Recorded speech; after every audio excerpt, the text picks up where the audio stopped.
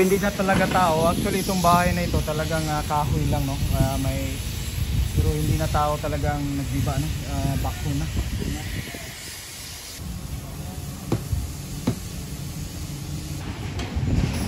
So ayan, no, nandito tayo sa labas. Ayan, kita natin, no, yung ano, talagang giniba itong building, itong bahay na ito. So ayan, natamaan pa rin itong bahay na ito. Itong harap ng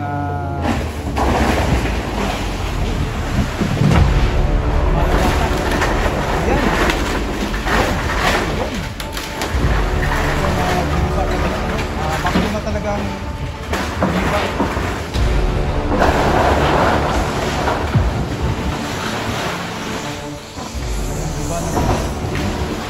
Madali na kayo yan kay kahoy ra. Hindi na yung kailangan ng tao na magpanday.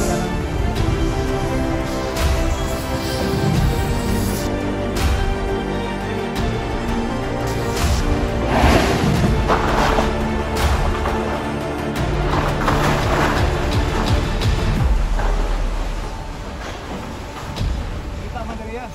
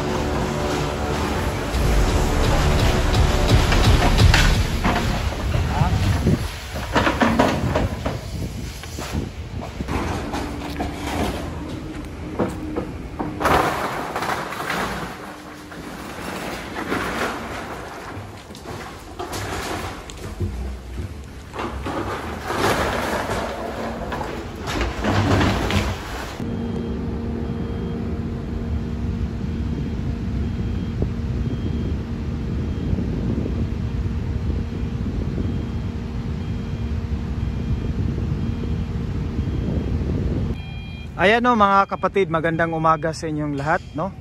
Andito naman tayo, update tayo dito sa SIDC, no, Samal Island Connector Bridge Project. Ayan, no, napakahaba na, no, ng craneway, no, ng bridge, kasi mauna muna yung craneway para po sa kanilang mga heavy equipment. Ayan, no, nakikita natin yung Samal, ayan, side.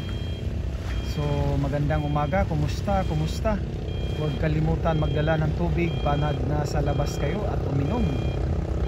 So yan, napaka-mobilize and progressive and order yung talagang itong contractor dito sa SIDC.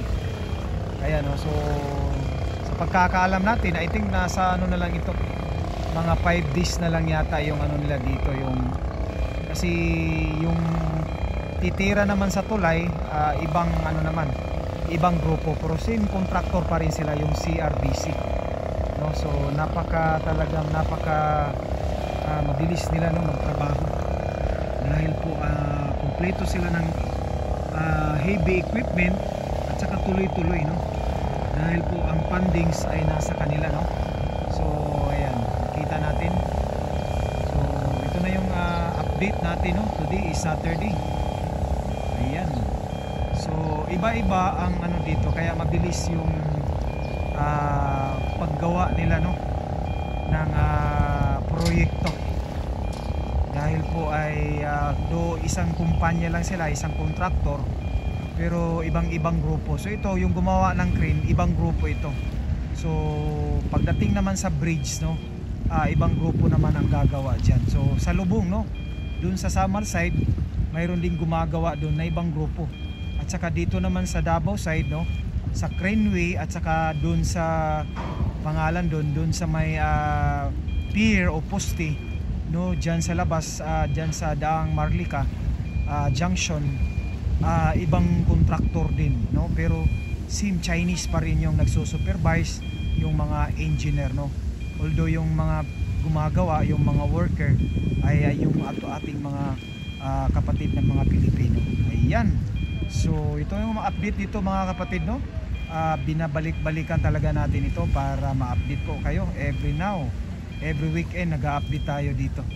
Okay, nakita ninyo ilang, kung sa Bisaya pa, ilang ugsok na lang o ilang poste na lang ang ibabao, no? Na yan, no? May nakita natin malapit na yan sa Mayate. So pagbalik natin dito, ayan, tapos na yan, no? Sigurado, kasi talagang napakabilis dahil po ay sa gabi may overtime sila, at saka sa araw, at saka yun nga sabi ko,